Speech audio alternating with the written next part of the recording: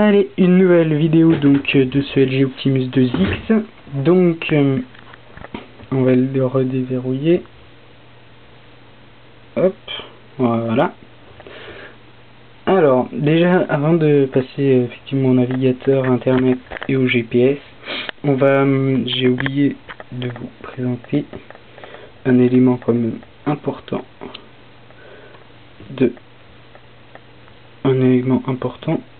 qui est les jeux. Alors les jeux, moi personnellement je les prends sur internet, au moins ils sont gratuits, voilà. Or les jeux, pourquoi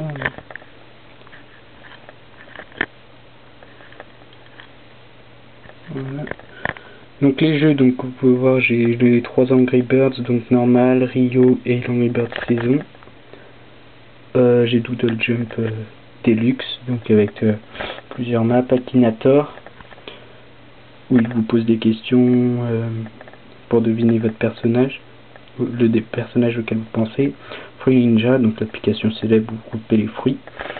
Et j'en ai aussi un que j'ai oublié de rajouter ici, c'est Dungeon Explorer Explorer, je crois que ça s'appelle HD. Donc voilà, donc déjà on va lancer Angry Birds. Donc ça vient, en fonction du jeu, ça vient automatiquement dans ce sens ou pas. Ça dépend du jeu. Play. Donc vous pouvez voir, c'est ultra fluide. Les graphismes, bon là c'est un jeu 2D avec bon, Angry Birds c'est pas, les graphiques sont bien, c'est pas exceptionnel non plus. Les graphiques sont très bien. C'est complètement fluide et totalement jouable. Hop, comme vous pouvez le voir.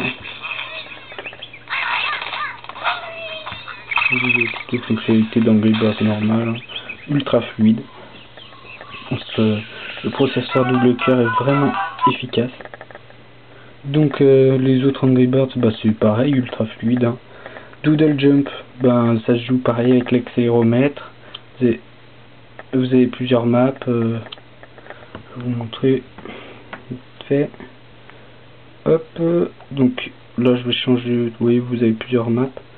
La jungle, l'espace, le normal, l'hiver. Voilà quoi. Le mode fantôme. Voilà, c'est vous qui... Bon là j'ai pris une... ça va être compliqué à une main. Play, donc là ça charge le jeu. Voilà, donc c'est ultra fluide. Ah, je m'en sors pas mal encore à une main. C'est ultra fluide. Vous pouvez tirer. Regardez la fréquence de tir, ça se voit tout de suite que c'est fluide. Vous pouvez bien sûr passer. Hop.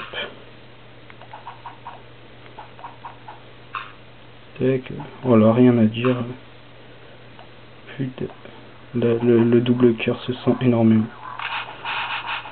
Hop, voilà. Bon, je suis pas un pro de jump, mais bon. Voilà. Bon, hop. Donc tous les niveaux sont aussi fluides que ça. Akinator, bah ça c'est une application normale. Je suis en 2G, donc ça va prendre un peu de temps avant de charger les questions. Voilà. C'est une image, donc il n'y a pas trop de graphique. Mais bon, c'est une application sympa. Fruit Ninja. Voilà. Fruit Ninja, donc c'est une application que j'ai téléchargée pareil sur internet par le PC. Spécialement optimisée ici pour le Nvidia Tegra 2. Voilà. Qu'est-ce que j'ai fait? Voilà. Je disais spécialement optimisé pour le processeur dual-core Nvidia Tegra 2. Donc hop, choix du mode classique. Vous avez le multitouche, hein, vous voyez. Vous pouvez gérer 3 lames, 4 lames même. Bon là je fais à une main, c'est compliqué. Vous voyez, c'est ultra fluide. Regardez. Ah, j'ai fait exploser une grenade. Ah. ça m'a déglingué. Hop. Enfin bon, c'est ultra fluide. Le jeu ne doit plus être lancé. Hop. Effacer. Alors, autre chose, vous avez, avant de passer au navigateur ou au GPS, vous avez un task killer inclus dans le système Modaco et Go Launcher. Donc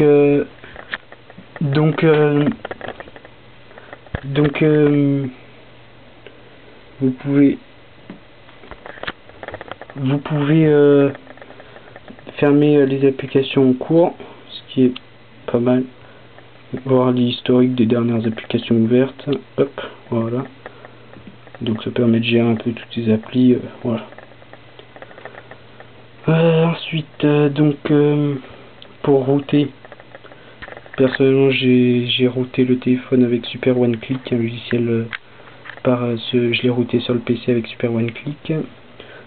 Après j'ai donc routage effectué sans problème. J'ai installé le Clockwork Mode Recovery pour pouvoir installer la ROM et puis tout le reste, le kernel et tout. Donc on va aller voir avant de se lancer dans d'autres choses. Hop. Voilà donc mon téléphone. Version de base. Hop, version du noyau NeoBlaze 090811. Modaco FR19 12.4. Voilà. Hop. Voilà.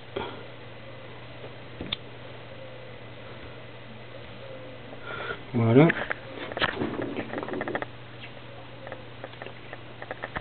Donc ensuite vous avez le navigateur internet. Le navigateur internet. Donc là je suis en 2G. Alors attendez, on va quitter le mode 2G avant. Parce qu'en 2G c'est vrai que c'est pas exceptionnel. Et puis là j'ai le Wi-Fi, alors on va autant utiliser le Wi-Fi. Donc on va faire hop.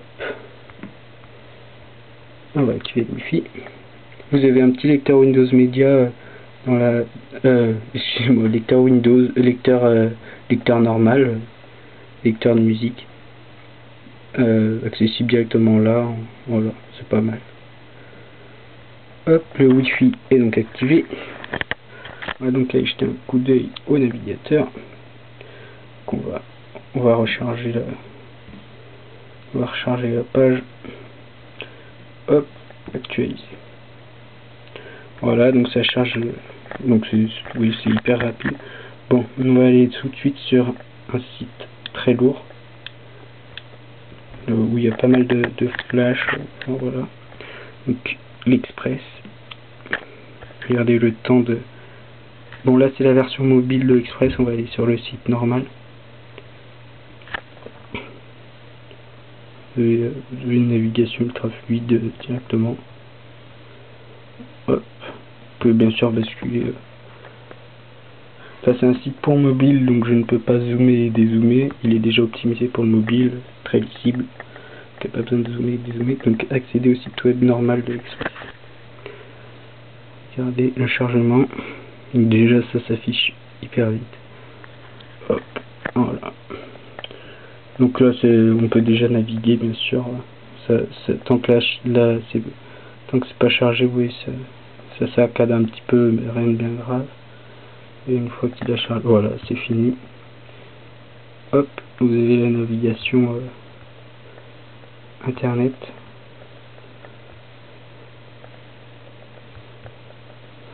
Et donc là par contre vous pouvez zoomer et dézoomer parce que ce site n'est pas optimisé pour le.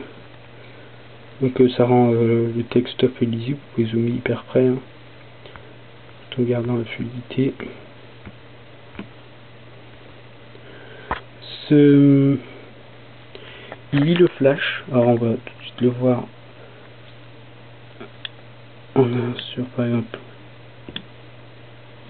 Ikea. Voilà, le petit bandeau en haut et du flash.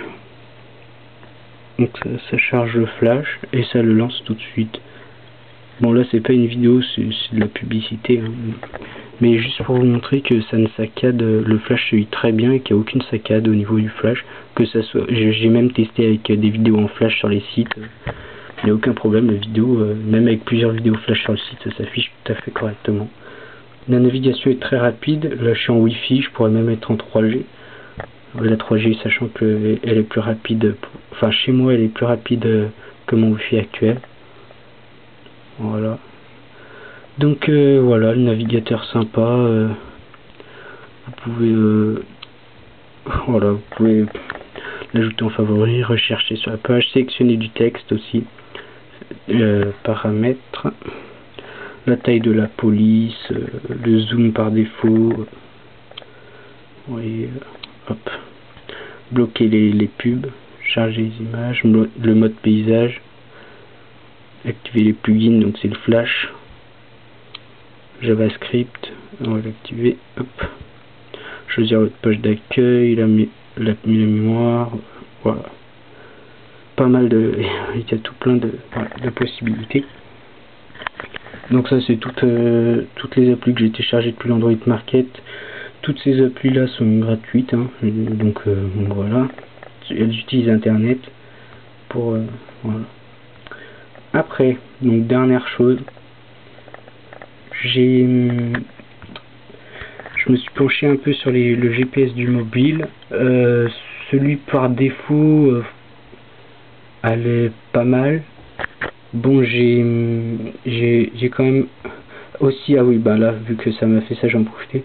Vous pouvez ajouter des pages à votre bureau. Vous pouvez ajouter autant de pages que vous voulez. Regardez, vous n'êtes pas limité du tout. Vous pouvez ajouter le nombre de pages que vous voulez. C'est pas mal. Et ça lag pas, hein, pour autant. C'est toujours aussi fluide que vous ayez 30 pages ou voilà. Toujours aussi fluide. Vous pouvez ajouter le nombre que vous voulez. Pour ça, j'en ai pas besoin de celle-là. Hop. Voilà. Homme. Voilà. Vous pouvez aussi changer de page du bureau directement en tapant sur le bureau où vous voulez aller. C'est un petit point. Voilà. Vous pouvez télécharger des thèmes spéciaux pour Go. Donc ça s'appelle le Go Launcher. Donc des thèmes pour remplacer le thème de Go Launcher. Bon, moi j'ai pris le Honeycomb. Je crois que ça s'appelle comme ça. Donc voilà. Honeycomb normal. Bon, sinon, revenons au GPS. Le GPS est ici. Donc moi personnellement j'ai téléchargé quelques logiciels GPS. Donc déjà il y a Speed Tracker que je crois que j'ai pris sur l'Android Market. Donc là j'ai pas activé GPS. Paramètres GPS, on va l'activer. Voilà. Donc là faut que je bouge, hein. Mais il marche.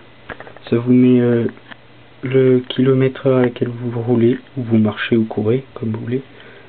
Vous pouvez démarrer le compteur, enfin voilà. J'ai pas trop essayé, parce que j'ai pas encore essayé les GPS en navigation, puisque j'ai pas eu l'occasion de l'utiliser en voiture encore, le portable.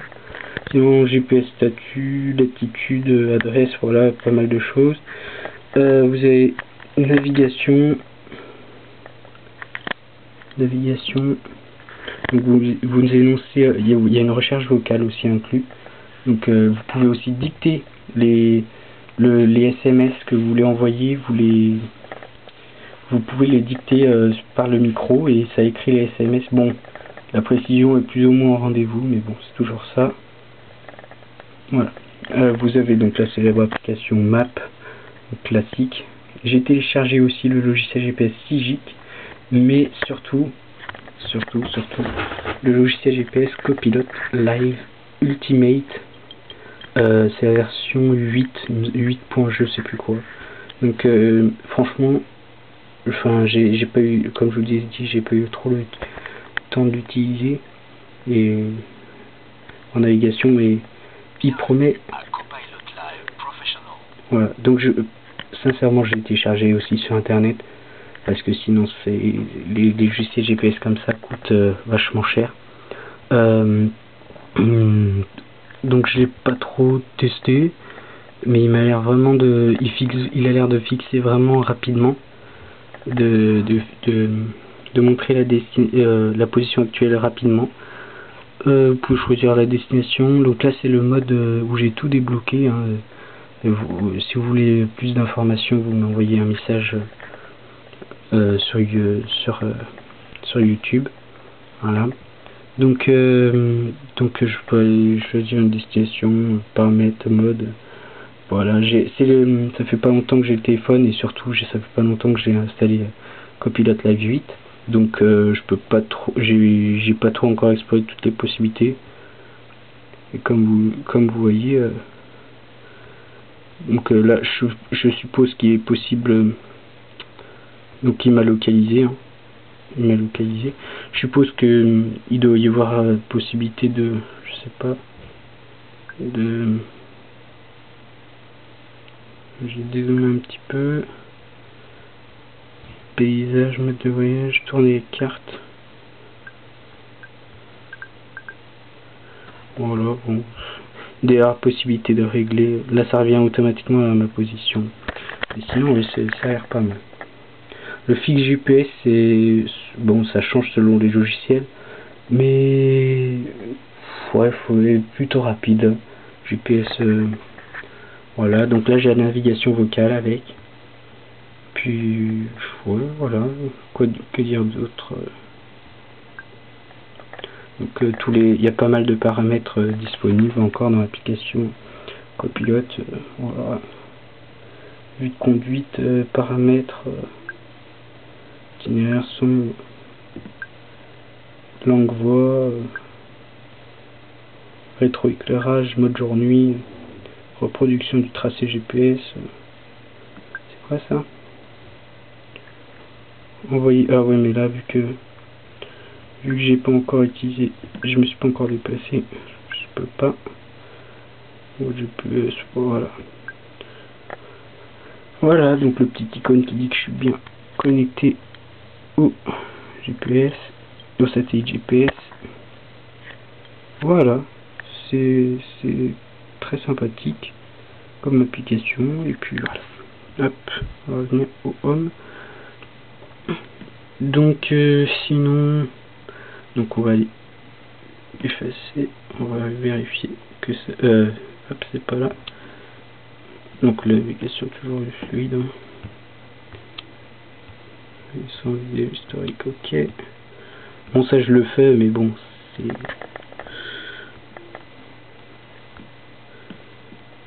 pas obligatoire. Voilà. Donc vous avez le widget météo, vous avez la météo des prochains jours aussi qui apparaît. Bon, voilà, rien d'exceptionnel. Hop. Vous avez un accès direct à YouTube ou à Facebook. Je vais regarder un petit peu comme ça. Donc l'application miroir qui sert tout simplement à utiliser la caméra frontale et donc à se voir et à prendre des photos avec. Vous avez une alarme bien sûr. Vous avez une radio qui capte très bien, voilà, une radio classique mais efficace. Sinon, que dire de plus? Donc mes applis pour optimiser, si ça t'intéresse, ça c'est des benchmarks. Donc je peux en faire un éventuellement. Là j'ai changé de kernel, j'ai pas refait de benchmark depuis. On va lancer un benchmark quadrante. Hop. Je ne m'avance pas sur les résultats, je les connais pas encore. Je sais pas ce que ça a donné. Je vais vous montrer aussi après les réglages que j'ai fait dans Pink My CPU. Bon, ça après c'est pour ceux qui sont intéressés pour overclocker leurs produits, ou voilà, faire des modifs, hein. Sinon la ROM d'origine LG n'est bien sûr pas overclockable, et la ROM Monaco FR19 Fier Edition 12.4 n'est elle aussi pas overclockable d'origine. Donc pour que ça soit overclockable, je vous dis, faut installer le kernel NeoBlaze 090811. Voilà, donc c'est le nom du kernel. Vous tapez ça dans Google, vous l'aurez, puis vous l'installez, et après vous pourrez vous télécharger l'application Pimp My CPU sur le navigateur internet, parce que sinon c'est payant sur Android Market et vous overclockez votre processeur. Mettez, attendez, je vous dirai ça après. Hop, oui, alors quels sont mes résultats? Hop, alors il y a un peu trop de lumière, vous avez sans doute rien du tout. Ouais, vous verrez rien. Voilà, vous pouvez le localiser. 3500. Alors mon résultat, je vais le dire, je suis à 3535. 3535 donc. Bon, ma barre, vous pouvez la voir, est bien plus... Donc c'est bien plus performant que le Nexus One 2.2+, que le Motorola Droid X2.2+, le HTC Evo 2.2+, Motorola Droid X. C'est bien plus puissant que le Samsung Galaxy S qui est là, qui est à ce niveau, sa barre là. Voilà, Nexus One lui est ici, HTC Desire qui est là. Voilà, sinon Motorola Droid, c'est le petit carré ici. Donc c'est bien plus performant. Bon, il n'y a pas la comparaison avec le Samsung Galaxy S2 et zut, et le Motorola Atrix, mais bon, les autres, voilà, ça doit être un peu pareil que ces téléphones. Donc bon, il y a d'autres benchmarks que j'ai mis. Si vous voulez un explorateur de fichiers et pour pouvoir installer vos applications .apk directement depuis votre téléphone en les transférant du PC sur la carte SD externe, vous avez une application qui s'appelle ES File Explorer. Donc ça permet de, hop, là vous avez accès à toutes les applis et tous les dossiers qui sont présents sur la carte SD externe, je précise, SD card externe.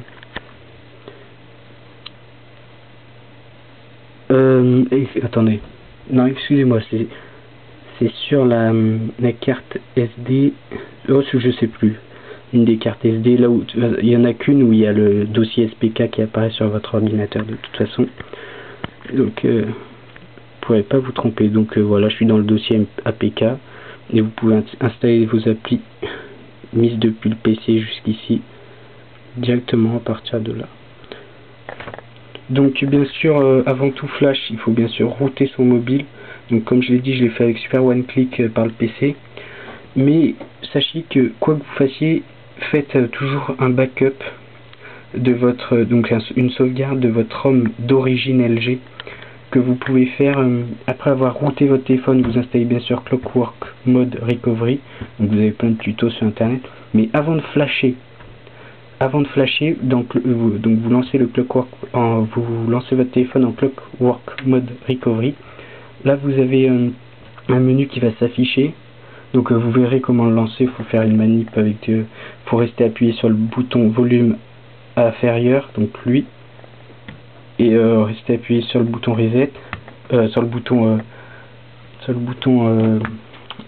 pour l'allumer, pour allumer le téléphone. Et donc vous avez le logo, vous restez appuyé, vous allez avoir le logo LG normalement, le logo LG normal là, et vous restez appuyé pendant que le logo est, et et puis dès que le logo part, vous allez avoir une animation avec une petite animation avec enfin moi ça me fait des vagues où vous aurez LG en plein milieu, et là dès que c'est ça, vous lâchez le bouton power en haut et vous gardez le doigt le pouce juste, enfin le doigt juste enclenché sur le volume inférieur, parce que sinon parce que le bouton power a pour fonction dans le menu Clockwork Mode Recovery d'activer, et dès qu'on arrive dans Clockwork Mode Recovery, de valider plutôt, et dès qu'on arrive on arrive sur la ligne Reboot Now, donc ça va faire redémarrer le téléphone. Donc vous perdrez tout ce enfin vous serez obligé de refaire la manip pour relancer Clockwork Mode. Voilà, sinon faites bien un backup, c'est l'option disponible dans Clockwork Mode Recovery. Vous pouvez aussi pouvez aussi dérouter, vous pouvez revenir donc après à votre système d'avant, d'origine, avec la ROM LG. Vous pouvez aussi dérouter votre mobile avec Z4Root, c'est une appli Unroot, vous voyez, vous pouvez dérouter, donc voilà.